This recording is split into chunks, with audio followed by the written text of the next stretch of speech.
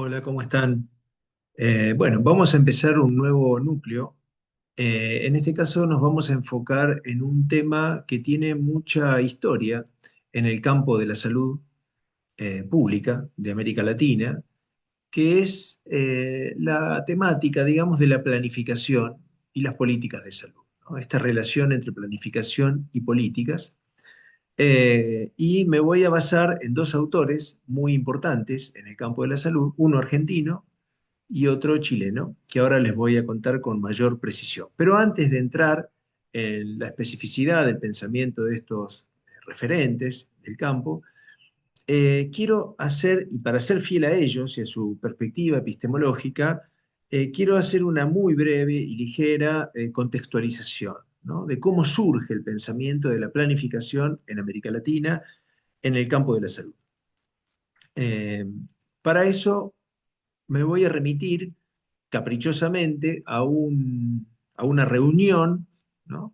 Que hubo en Punta del Este en el año 1961, una reunión donde participaron referentes de todos los países de América Latina, ¿no?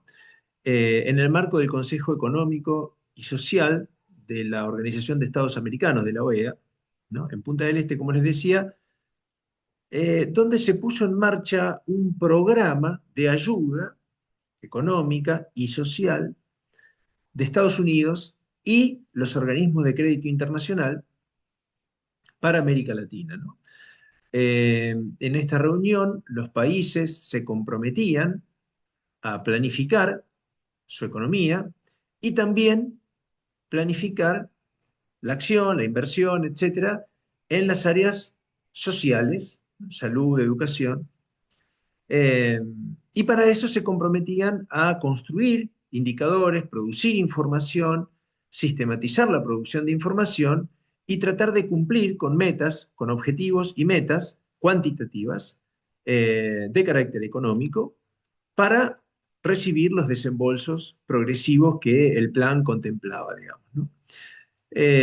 No fue producto de un ataque de bondad ni de los Estados Unidos ni de los organismos de crédito internacional, sino que estaba muy reciente y con mucha influencia en el pensamiento latinoamericano y en la acción política latinoamericana, la reciente, decía, Revolución Cubana, ¿no? De 1959, que estaba generando una influencia de izquierda en América Latina y, por supuesto, entonces trataban de ocuparse de que nuestros países no entraran en ese camino y no se diseminara por América Latina ese mal ejemplo de la revolución cubana, de la revolución socialista, comunista de Fidel Castro, Che Guevara. ¿Por qué está el Che Guevara allí? Porque él fue a la reunión de la Alianza para el Progreso en Punta del Este como referente y representante del gobierno de Cuba de entonces, y fue el único voto en contra que hubo. Y su argumento fue que para cumplir con los objetivos que se les exigía en ese marco a los países latinoamericanos,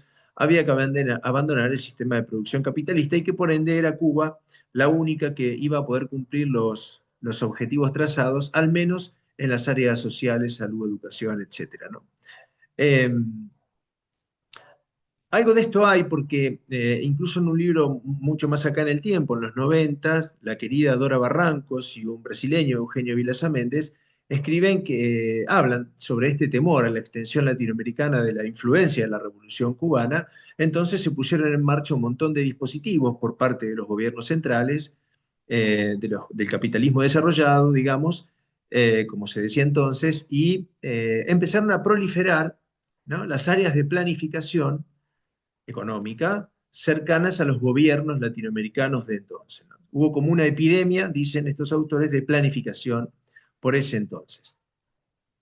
Este es un historiador muy importante, no es latinoamericano, es inglés, Eric Hobsbawm, y dice en síntesis que eh, los países capitalistas, Europa, Estados Unidos, digamos, se renuevan después de la Segunda Guerra Mundial a partir de incorporar elementos técnicos de la planificación económica soviética, contra la cual lucharon siempre, ¿no? Entonces, había como un auge, sea en los gobiernos comunistas de izquierda, sea en los gobiernos de derecha, eh, un auge de la planificación y que se extendió también en América Latina en el marco en que lo estaba señalando.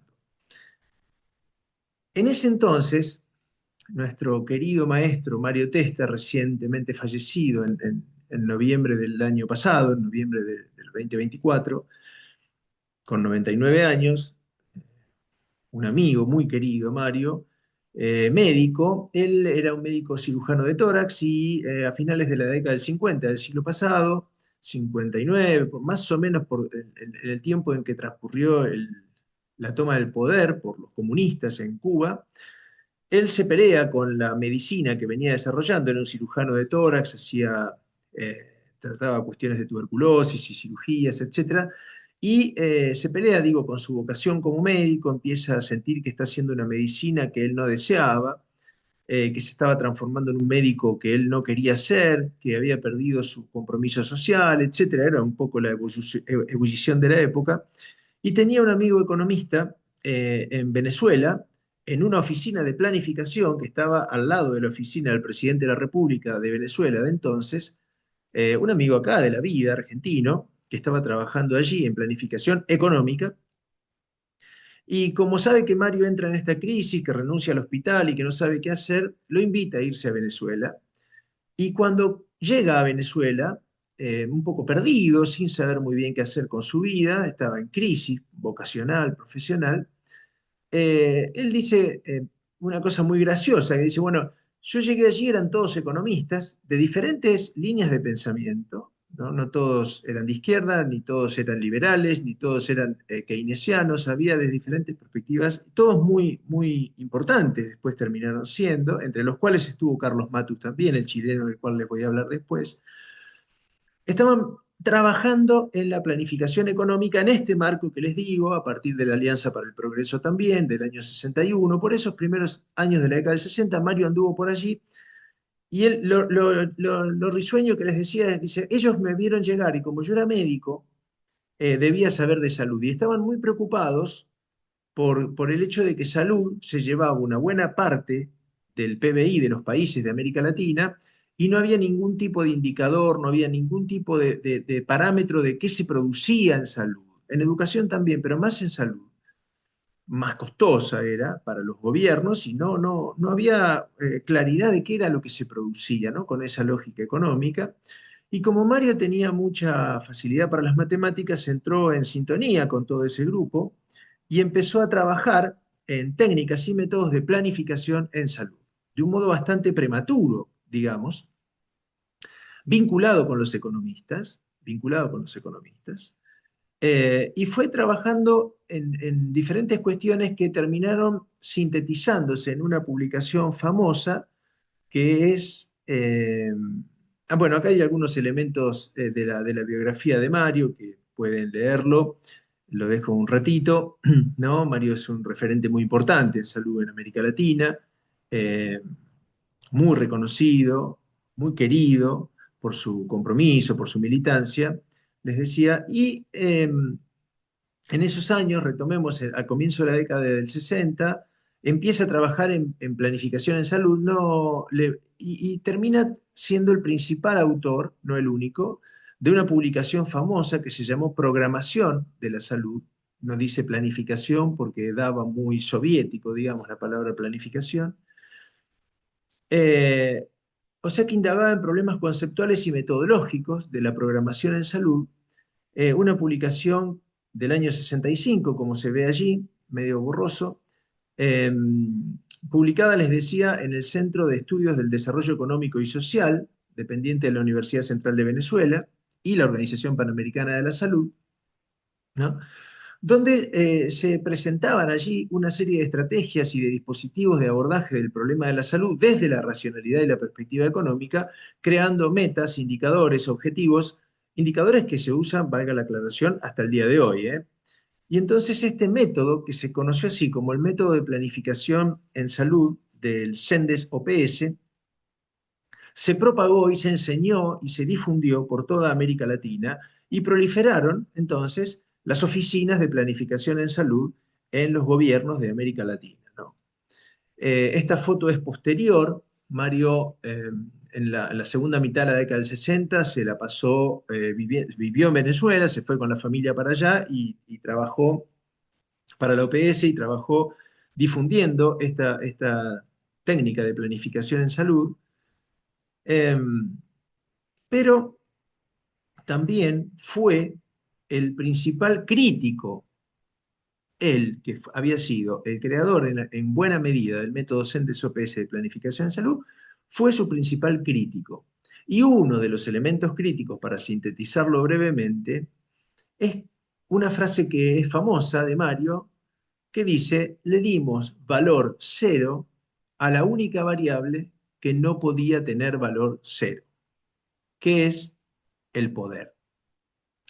Repito, la técnica y los métodos, las técnicas y métodos de evaluación, de programación, evaluación en salud que crearon en ese entonces, trataban de comprender todas las variables que estaban en juego para poder predecir y prever con relativa certeza cómo gastar, cómo invertir en salud. Y saber qué se producía, poder objetivar cuantitativamente qué se producía, si eran eficientes, si eran ineficientes, etc. Y entonces cuando los indicadores no daban cuenta de la realidad, agregaban más variables y trataban de tener todos los parámetros bajo control, ¿no? Como si hubiese sido un laboratorio. Sin embargo, aparece esta categoría analítica en su cabeza: el poder. Le dimos valor cero a la única variable que no se le podía dar valor cero. ¿Qué quiere decir esa frase? Quiere decir, no tuvimos en cuenta que no jugamos solos. No tuvimos en cuenta que nosotros podemos planificar acciones, podemos planificar inversiones, programas, ejecutar cosas de ese tipo, pero en la realidad no jugamos solos, los otros también juegan. Y como los otros también juegan, va a haber contradicciones, va a haber conflictos, va a haber pujas de intereses, va a haber confrontaciones sociales, y nosotros pensamos y actuamos como si nada de eso existiera. Entonces Mario empieza a comprender, digamos, no solamente desde el punto de vista técnico, la planificación en salud, sino también político, ¿no? En el sentido de que el poder es la categoría central de lo político. Y en este marco vuelve a la Argentina en cierta efervescencia por el regreso de Perón, etcétera, al comienzo de la década del 70, y termina siendo decano de un breve tiempo, decano de medicina en la Universidad de Buenos Aires en el año 73, y aquí está con Rodolfo Puig Gross en una foto, que era el rector, ¿no? Fue un periodo muy breve y muy productivo. Crearon el Instituto de Medicina del Trabajo, una serie de cosas sumamente interesantes hasta el día de hoy, inclusive, en esa breve gestión de Mario, ¿no? Pero en síntesis, eh, él, que había creado con otros el método Sendes OPS de planificación de salud, que tuvo que incluso hasta el día de hoy seguimos usando los indicadores de esa época. No obstante eso, fue su principal crítico. Y uno de los argumentos más fuertes es este que les decía, ¿no? No concebimos la cuestión de que no jugábamos solos, no estábamos solos jugando. Había intereses en el campo de la salud que hacía que cualquier cosa que se pusiera en marcha y se quisiera hacer implicaba una puja, implicaba un conflicto, implicaba contradicciones, y entonces la racionalidad económica era necesaria, pero no era suficiente para dar cuenta de esa complejidad. Entonces, eh, dice en un libro llamado Pensar en Salud, uno de los libros de Mario, uno de los primeros errores fue la aceptación del campo de la salud. Fíjense que ya en aquella época no hablaba de sistema, hablaba de campo de la salud, como un campo que entraba sin especificidad en el dominio de lo económico, ¿no? Esto era muy propio de la época. Pensar en términos y con racionalidad puramente económica cuestiones que son de una complejidad muchísimo mayor. Entonces, la reflexividad económica es necesaria, pero no es suficiente para dar cuenta de la complejidad de este objeto, ¿no? Entonces aparece el poder, aparece lo político, la necesidad de incorporar lo político, dice Testa, en su verdadero carácter de conflicto, de contradicción y conflicto, y no simplemente como la orientación general de las actividades, ¿no? Aparecen los otros que también juegan, aparecen una multiplicidad de actores sociales que desde la lógica económica del método habían sido invisibilizados. Y entonces empieza a hablar de la necesidad de conjugar, de alguna manera, lo científico y lo político, ¿no? Para evitar errores tecnocráticos o barbarismos políticos sin racionalidad técnica, ¿no? Entonces, esta necesidad de que los gestores, los gobernantes, los ministros, etcétera, y los trabajadores también, por supuesto, incorporen capacidades tecnopolíticas, ni exclusivamente técnicas ni exclusivamente políticas, para poder pensar y aproximar un poco más la reflexión a la verdadera complejidad del objeto, ¿no? De estudio, de trabajo, de intervención. Eh, Esto es muy interesante porque en su caminar por América Latina, ¿no? Él fue asesorando y fue apoyando diferentes grupos que se fueron construyendo y consolidando en América Latina en diferentes lugares para trabajar la salud pública, para trabajar en salud pública, para comprender los procesos de sociosanitarios desde una perspectiva sociohistórica y por ende política. Y en una de esas experiencias, en este caso estoy hablando de una experiencia en Montes Claros, en Brasil. Montes Claros es un pueblito que estaba en el estado de Minas Gerais.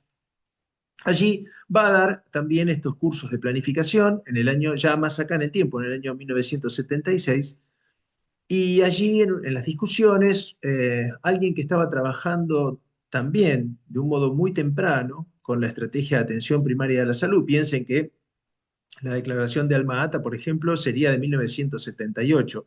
Y acá estamos en Montes Claros, Brasil, en 1976, les decía, y allí en las discusiones con Mario Testa, un señor que estaba llevando a cabo una estrategia de atención primaria a la salud con mucha inserción territorial, con muchas de las cosas ya desarrollando interdisciplina, etcétera, muchas de las cosas que luego eh, eh, se incorporarían al discurso de la salud pública, o sea, de un modo bastante temprano. Francisco de Asís Machado, Chicao, amigo en ese momento de Mario Testa, le dice, no se trata tanto de fijar normas, sino de desencadenar procesos. Le dice a Mario Testa, y Mario toma esta frase y reformula toda su lógica de planificación, ¿no? Porque le cae la ficha, ya le había caído antes, pero ahora lo puso en estas palabras, de que la planificación económica es una planificación determinística, técnica, normativa, prescriptiva, que no resiste la confrontación con la realidad, que invisibiliza la puja de intereses, que invisibiliza la multiplicidad de actores involucrados, que piensa en términos de sistema y no de campo. Entonces, incorpora Mario esta idea de Chicago, ¿no? De que no se trata de tanto de fijar normas prescriptivas, determinísticas, sino de desencadenar procesos transformadores, desencadenar procesos permanentes de discusión y análisis de los problemas sociales, ¿no? Problemas que en su abordaje llevan a proponer metas que son necesariamente conflictivas, donde nunca va a haber un acuerdo unánime. Y si hay un acuerdo unánime, en general es para cambiar poco, para que nada cambie. Ahora, si queremos cambiar algo en serio, algo estructuralmente queremos cambiar algo, es decir, meternos con las reglas del juego social o con la distribución de los recursos, va a haber contradicciones, va a haber conflictos, va a haber pujas de intereses, y entonces las metas que nos planteemos alcanzar van a ser necesariamente conflictivas, va a haber confrontación, ¿no? Y por ende, el objetivo de la planificación se inscribe en el marco de la lucha por el poder. Va a haber lucha por el poder. Va a haber lucha por el poder. Y el poder entra en el pensamiento de Testa como una categoría central, ¿no? Después, también bastante tempranamente, en relación a otros sociólogos que posteriormente trabajaron esto, sociólogos o filósofos como Foucault, Bourdieu y tantos otros, digamos, bastante tempranamente él empieza a pensar en el poder en salud. ¿no? Y lo piensa tanto en cómo se pone en juego el poder en el cotidiano del trabajo, en qué cosas se hacen y cómo se hacen esas cosas, ¿no? En el qué hacer y en el cómo hacer hay juegos de poder, ¿no? ¿Quién determina qué hacer? ¿Quién determina cuál es el mejor modo de hacerlo? ¿Cómo se dan esas pujas en el cotidiano? Son pujas de poder. Y también a largo plazo, ¿no? ¿Qué sociedad estamos reproduciendo? ¿Qué conciencia estamos reproduciendo en todos los participantes? Una conciencia biológica, ecológica, social, sociohistórica, política. ¿Qué sociedad estamos instituyendo con nuestras prácticas, con nuestros juegos de hoy, ¿no? Y además caracteriza al poder, a las diferentes especies de poder en el campo de la salud, en estos tres tipos específicos, en estos tres tipos específicos, ¿no? El poder técnico, poder administrativo y poder político. Él dice, en salud fundamentalmente están estos tres tipos de poder que son intercambiables. Uno, qué sé yo, con poder técnico puede gozar de poder político también, o de determinado poder administrativo. ¿Y qué significa esto? El poder técnico es la capacidad ligada al manejo de información, ¿no? Quien es reconocido como una autoridad en el campo por los pares, ¿no? Ese es el que tiene poder técnico, el que tiene la capacidad de decir, no, no, el modo en que esto se debe abordarse es así, el protocolo que hay que seguir es este que establecimos, pa. Bueno, esa es una disputa de carácter técnico-científico, pero implica el manejo de un poder. ¿Quién fija cuál es el modo más adecuado de hacer las cosas, de qué hacer y de cómo hacerlo, ¿no? ¿Con qué fundamentos? Eso es poder técnico, esa capacidad de manejar información, eh, que en el juego, en el campo, deviene en poder simbólico también, ¿no? Se inviste de autoridad dada por el reconocimiento, no por la formalidad de un organigrama, sino que el reconocimiento de los pares es el poder técnico devenido en poder simbólico, poder imponer representaciones dominantes, ¿no? ¿Qué es el poder administrativo? Es la capacidad de apropiar y asignar recursos, distribuir recursos. Y a veces tener poder técnico garantiza tener algún poder administrativo también. Son poderes intercambiables que se ven en juego, se ven cuando son puestos en relación, ¿no? Y le llama poder político a la capacidad de desencadenar movilizaciones sociales, ¿no? A la capacidad de convocar a gente, de sumar a la lucha por las ideas que sean, a eso le llama poder político, ¿no? Entonces, a veces en el campo de la salud, él dice, estas tres especies de capital están en disputa todo el tiempo y hay actores que son portadores de más capital técnico y otros de más capital administrativo y otros de más capital político y, y construye esta terminología para poder pensar la complejidad de las relaciones, ¿no? A partir de que le cae aquella ficha de finales de los 60 de le dimos valor cero a la única variable que no le podíamos dar valor cero. Entonces, como ahora la reconoce como una variable fundamental para pensar el juego en el campo de la salud, construye estas categorizaciones y caracterizaciones del poder que le permiten pensar y comprender el juego en mayor profundidad. Hasta aquí una síntesis demasiado rápida del pensamiento de Mario Testa, que es mucho más vasto, mucho más completo, pero bueno, por lo menos quería situarlos en ese punto. Mario Testa es uno de los referentes de los cuales les hablé al principio, y es nuestro, es argentino, es del campo de la salud.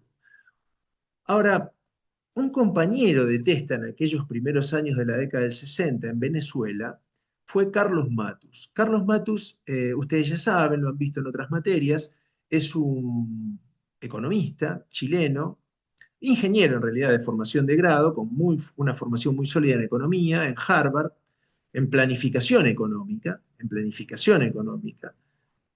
Mario Testa se pelea, avanzada la década del 70, con la idea de planificación, no quiere saber más nada, porque para él la planificación económica se había convertido en aquella planificación normativa, determinística, prescriptiva, que negaba la complejidad del juego social para Testa. Matus también se pelea con aquella planificación normativa, prescriptiva, etcétera, económica, pero sigue hablando de planificación, ¿no? Entonces va incorporando otras variables, no solo el poder, y va complejizando su construcción teórica llamada de planificación estratégica situacional para tratar de comprender la verdadera complejidad del juego social y del ejercicio del gobierno. Matus siempre está, más que testa, pensando en el ejercicio del gobierno. Carlos Matus fue un economista muy importante en el gobierno de Salvador Allende, en Chile. Aquí tenemos la foto del gabinete. Salvador Allende está allí en el centro, el presidente de Chile, elegido democráticamente, el primer gobierno socialista de izquierda elegido democráticamente en América Latina en la década, a comienzos de la década del 70, ¿no? Y fueron derrocados luego por un golpe de Estado patrocinado por Estados Unidos, donde un militar chileno, ¿no?, encabeza el golpe de Estado contra este gobierno democrático, derrocándolo, Pinochet, Augusto Pinochet. Y muchos de ellos, como Matu, fueron presos durante varios años después del derrocamiento de este gobierno legítimo y democráticamente elegido, como les decía. Bueno, allí se lo ve a Matus con un círculo alrededor para marcarlo, formando parte del gabinete de Allende, ¿no? Matus ocupó cargos muy importantes, fue presidente de la Compañía de Acero del Pacífico, que fue una compañía que se estatizó en el gobierno socialista, fue presidente de la Casa de la Moneda, fue ministro de Economía, etcétera, en esos 3 años de gobierno hasta que fueron derrocados. Matus critica mucho aquella planificación normativa ligada a la idea del Estado desarrollista de la década del 60, que, como les dije rápidamente, impregnó las oficinas de planificación y gobierno en América Latina durante aquellos años, ¿no? Hacia la década del 70, la conflictividad política, gobiernos militares, alzamientos militares, determinada expansión del pensamiento de izquierda, algunos más beligerantes, con lucha armada, otros más democráticos, con luchas, digamos, menos beligerantes, pero con confrontaciones políticas muy fuertes, empieza a aparecer la necesidad de pensar el Estado como un campo de lucha de diferentes ideas, de diferentes cosmovisiones del mundo, de la vida en sociedad, etcétera. Entonces la necesidad de pensar en términos estratégicos, la necesidad de que desarrollar la política implica comprender estos juegos de poder y poder pensar estratégicamente para llevar una idea de transformación social adelante en el marco de esta conflictividad, ¿no? De la década del 70 en la mayoría de nuestros países.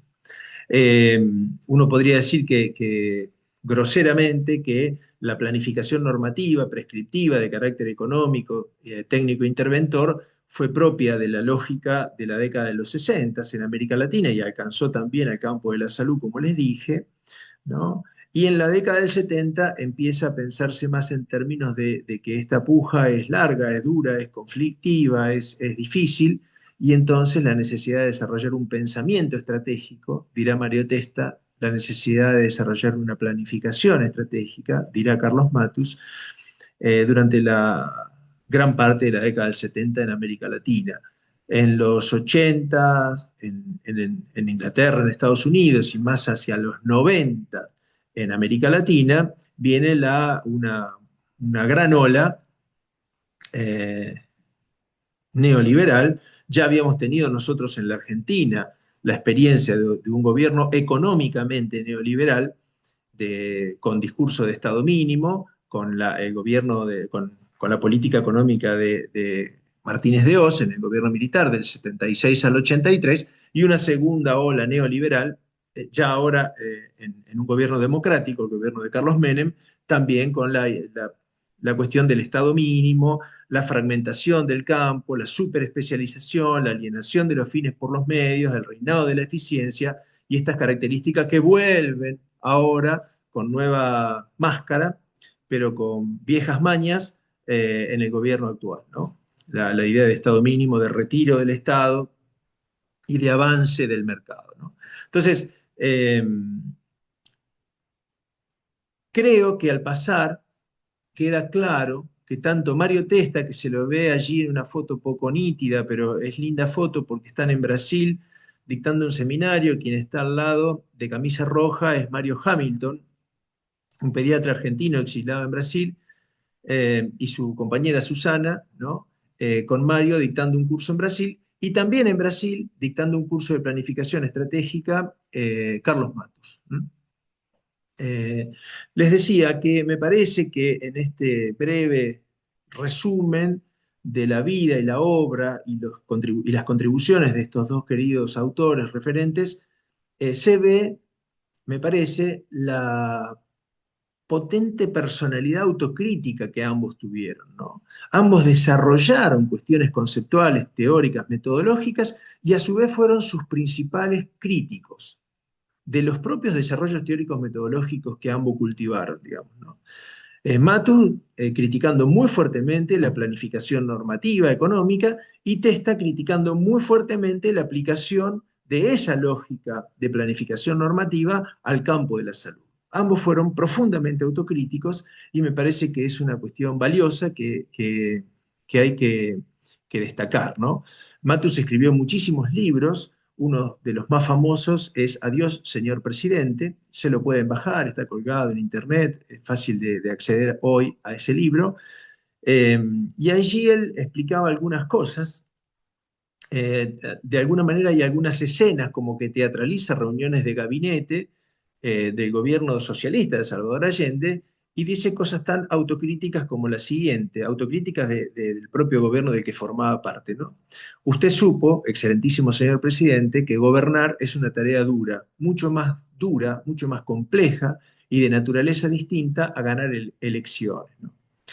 Gobernar es mucho más difícil que ganar elecciones. Constató que estábamos impreparados para gobernar, y eran todos brillantes, ¿eh? Él dice, bueno, cuando uno agarra el gobierno, llega al gobierno, sabe tal vez cómo ganar la elección, pero después termina siendo gobernado por las circunstancias. No puede llevar adelante ese proyecto político transformador, no lo puede llevar adelante porque se necesitan capacidades tecnopolíticas extraordinarias para llevar ese proyecto de transformación social, política, económica, cultural adelante en las condiciones de gobernabilidad tan difíciles en que hay que llevarlo adelante, ¿no? Ese es el triángulo de gobierno de Matos. El proyecto de gobierno, es bueno tener un proyecto de gobierno, pero no alcanza con eso. Tener un plan es bueno, pero no alcanza con eso. Hay que tener capacidad de llevarlo adelante en las condiciones de gobernabilidad en que va a haber que hacerlo, ¿no? Entonces, allí aparece, en las reuniones de gabinete que cuenta Matus en el libro, la incomprensión que de alguna manera está graficada en todo lo que les vengo diciendo, de que algunos tienen una racionalidad técnica y otros tienen una racionalidad más política, y lo imprescindible que es que tanto unos como otros puedan incorporar aptitudes y conocimientos de los otros, ¿no? Estas capacidades tecnopolíticas para poder lidiar con esta complejidad. Si no, hay una profunda incomprensión entre políticos que saben cómo ganar elecciones pero no saben gobernar, y técnicos que saben cómo elaborar un plan pero no saben analizar cómo construirle viabilidad y llevarlo adelante en las condiciones en que tienen que hacerlo, ¿no? Y esto es una cuestión que llega hasta nuestros días. Entonces, de pronto había, como ellos en la década del 60, gente que estaba en una oficina de planificación que planificaba cosas que las acordaban con el político de turno, con el presidente, por ejemplo. El presidente decía, muy bien, estoy de acuerdo con el plan, vamos por acá. Y después eso no soportaba la confrontación con la realidad. Entonces el presidente le cobraba a los gestores, a los ministros, a los que ejecutaban el plan, les decía, che, esto está todo mal. Dice, bueno, pero no hiciste lo que decía el plan. No, sí, lo intentamos hacer, pero hay que hacerlo, de verdad. O sea, aquello lo hicieron en una oficina, nosotros lo tenemos que hacer en la realidad. Entonces, y había esta incomprensión permanente entre unos que eran los que pensaban y programaban y planificaban cosas que debían ejecutar otros, ¿no? Entonces, Matus dice, basta, planifica quien gobierna y gobierna quien planifica. Tenemos que desarrollar y hacer crecer a los equipos de gobierno y desarrollar capacidades tecnopolíticas para poder superar estas contradicciones infinitas que hacen que todos los planes se vayan digamos, se vayan por la tronera, para ser amable, y no pueda avanzarse socialmente en la transformación que queremos, ¿no? Eh, entonces, aquella racionalidad técnica económica, con una lógica causa-efecto, debe transformarse en otra racionalidad, que es una racionalidad donde los otros también juegan, donde nosotros podemos, no hay relaciones causa-efecto, entonces hay una relación iniciativa-respuesta. Nosotros proponemos y ponemos en marcha determinada iniciativa y esa iniciativa va a generar respuestas y esas respuestas en alguna medida podrán ser predecibles o previsibles y en otra medida no, ¿no? Va a haber incertidumbre, va a haber sorpresas, va a haber cambio de escenario, va a haber cambio de circunstancias y cómo uno lidia con esa complejidad. Eso es el objetivo fundamental del pensamiento de Matus. Ya no se trata de un Estado como sujeto único, planificador, de una realidad que se comporta como un objeto, ¿no? La realidad social se comporta como un objeto planificado y ejecutado por el Estado, ¿no? Sino que la realidad tiene una complejidad muchísimo mayor, ¿no? Entonces, aquella planificación económico-normativa, donde el planificador está fuera de la realidad que planifica, donde hay un sujeto que planifica algo que se pretende que se comporte como un objeto, ¿no? Donde la realidad es reductible a campos concretos de lo social y se explica por medio del diseño de modelos analíticos basados en una relación causa-efecto, esta racionalidad técnico-económica que les decía, donde no hay oponentes, donde hay un plan que debe ser, que discrepa con el tiende a ser y con las posibilidades concretas de realizarlo, eh, los problemas se piensan como si fueran estructurados, como si se conocieran todas sus variables y las vinculaciones entre sus variables y se pudiera actuar racionalmente, exclusivamente racionalmente sobre ellos, ¿no? Y donde el final es el final esperado. Bueno, esto en la realidad de los gobiernos latinoamericanos con alta conflictividad no existe. Entonces Matus empieza a profundizar su análisis y decir, está todo bien, es necesario tener racionalidad económica, es necesario aplicar técnicas y métodos de la racionalidad económica, pero para nada es suficiente. Los otros también juegan. El debe ser, para mí, no necesariamente puede ser, y el cómo hacerlo posible es parte del pensamiento estratégico. Cómo influir en un juego en el que estamos situados, en el que estamos implicados, en el cual entonces no vemos todo lo que hay en juego allí, explicamos parte de la realidad, pero otros explican desde otro punto de vista, va a haber confrontaciones, va a haber conflictos, va a haber problemas, y si en el intento de resolver problemas vamos a ir generando otros problemas, y esta incertidumbre permanente es más parecida a la realidad que la lógica tranquilizadora de la planificación normativa, ¿no? Entonces, desarrolla muchos libros y muchas contribuciones para pensar esta estrategia de planificación estratégica situacional, ¿no?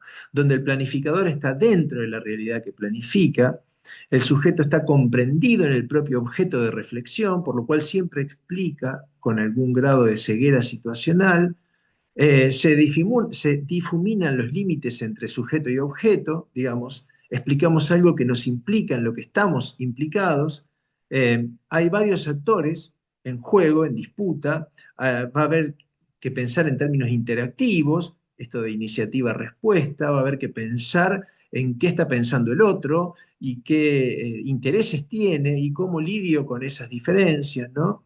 Hay comportamientos sociales, no hay comportamientos preestablecidos absolutamente, ¿no? Hay un puede ser, ¿no? El debe ser acá hay que hacerlo posible. Y hacerlo posible es la verdadera dificultad, ¿no? Y hay que entonces ganar en voluntad de hacer, en voluntad de implicarse y de transformar. Los problemas son cuasi estructurados, ya no son tan predecibles, ¿no? Siempre hay aspectos de los problemas que queremos enfrentar que no podemos explicar porque no los vemos, porque no comprendemos la total complejidad del asunto, porque hay otros que lo están pensando de otro modo y va a haber disputas, ¿no? Entonces, entramos en esta lógica más interactiva, más de contradicciones y conflictos permanentes, de planes en competencia, ¿no? Y donde por ende el final es un final abierto que sigue transcurriendo y en el que estamos absolutamente implicados dando esta batalla que parece infinita. No obstante todo esto, el insumo, el objeto fundamental de reflexión para poder posicionarse en relación a esta complejidad que estoy describiendo son, para ambos autores, los problemas, ¿no? Los problemas. Los problemas son el centro de la planificación estratégica situacional, el centro de la reflexión, ¿no? Un problema, dice Matus en alguno de sus libros, es un obstáculo, es algo que implica una situación concreta, es un obstáculo en una situación concreta. Hay una realidad actual que es de determinado modo y están las aspiraciones de un actor social, el gobierno, quien sea, que participa del juego social, que no juega solo, que es portador de determinada carga de ideología, de valores, de deseos, de intereses, y que quiere que las cosas sean de otro modo, ¿no? Entonces, la cosa es de un modo y hay alguien, un actor social situado que quiere que sea de otro modo. Y que va a tener que disputar en ese campo de juego con otros para tratar de llevar adelante su proyecto, su plan, su deseo. Entonces, gobernar es enfrentar problemas parciales, ¿no? Pero con plena conciencia de que trabajando sobre problemas parciales voy a estar metiéndome con el juego social mayor, más amplio, ¿no? Eh, ¿Cómo enfrento los problemas de hoy y a su vez, afrontando los problemas de hoy, construyo condiciones de posibilidad para afrontar otros problemas el día de mañana que hoy, por la correlación de fuerzas actual, no puedo enfrentar, ¿no? Entonces, esto me parece que es muy importante, cómo en la medida en que enfrento problemas y disputo cosas con otros actores, encima me empodero, digamos, para construir condiciones de posibilidad y de viabilidad para el día de mañana afrontar otros problemas mayores que hoy no estoy en condiciones de afrontar. O por el contrario, pierdo condiciones de gobernabilidad y mañana puedo enfrentar problemas más chicos que los que puedo enfrentar hoy porque dilapidé el poder, porque dilapidé el capital social que construí, porque dilapidé el capital simbólico que construí como gobernante, etcétera, ¿no? Y voy perdiendo gobernabilidad sobre el sistema.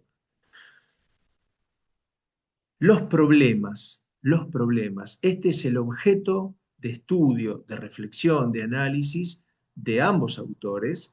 En los próximos encuentros vamos a profundizar el análisis de cómo un problema social, digamos, deviene un problema público, cómo un problema social es tomado por actores sociales, cómo un problema social se procesa, se construye, se constata como tal y se introduce en la agenda de actores sociales con capacidad de movilizar recursos, de movilizar acciones políticas, de movilizar conocimientos, de movilizar actores para tratar de involucrarlos en la transformación social en el sentido que se quiera, ¿no? Cómo estos problemas integran la agenda de los gobiernos o de la gestión, de los diferentes grupos de gestión en las organizaciones, y cómo estos problemas de la población, digamos, devienen problemas de las esferas de gestión y de gobierno. Bueno, vamos a darle mucho lugar a este tema de los problemas a lo largo de todo este núcleo de planificación, así que voy dejando por acá haciendo la salvedad entonces de que estos dos autores que repasé o revisé muy ligeramente, Carlos Matus, Mario Testa, tenían posicionamientos diferentes en el campo de juego, tenían ideologías parecidas, pero Matus siempre estuvo pensando y problematizando eh, como un actor que jugó en esferas de gobierno de los países de América Latina. Fue, como les dije, integrante de un gabinete de gobierno, pero también fue asesor de varios presidentes de América Latina, ¿no? La idea de gobierno y de dotar de más capacidades a los gobernantes era como su objeto de estudio y de reflexión, y lo llevó a desarrollar todas las técnicas y métodos y conocimientos de la planificación estratégica situacional. En cambio, Mario Testa siempre se posicionó más como un militante de base, como alguien que está pensando más en cómo allí, en la situación concreta y cotidiana de los actores, cómo desencadenar procesos transformadores desde allí, ¿no? Cómo generar condiciones para que esos actores, jugando el juego social, se constituyan y se consoliden como actores sociales, como actores capaces de jugar otro juego, como actores que haciendo lo que hacen incorporan capacidades de hacer, conocimientos, poder, etcétera, para poder dar otras batallas, otras luchas, en el sentido de transformar la realidad en el sentido en que quieren hacerlo, ¿no? Mario Testa siempre tomó esta idea de que no se trata tanto de fijar normas o de prescribir cómo las cosas deben ser, sino de desencadenar procesos transformadores de conformación y de multiplicación de actores sociales con capacidad de agencia, con capacidad de meter sus temas de interés en la agenda del gobierno, en la agenda del Estado, en la agenda social, etc., en la agenda de las organizaciones sociales, etc. Para terminar, entonces, lo vamos a retomar en los encuentros que siguen. Eh, la planificación estratégica situacional de Matus, como ustedes saben, cuenta de 4 momentos, no son etapas estancas, son momentos.